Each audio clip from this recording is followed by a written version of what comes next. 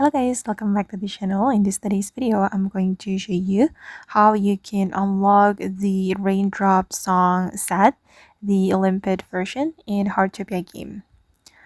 So guys, in this latest update, Heartopia has a collaboration with Maltese, and you can get new limited set from here. Open up the Gilded Acorn Exhibition and scroll down, and this is the Raindrop Song Set Limpid version. Okay, and you can draw with your Moonlight Crystal, so you don't need the exhibition pass nor the diamond. You only need the Moonlight Crystal, so make sure that you farm Moonlight Crystal as many as you can to draw, and you can unlock all this set. Okay, I'm going to draw one exhibit. Let's see what I get.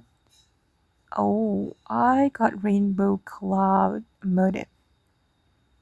Yeah, it's cool. And I really hope that I can get this light jellyfish dress.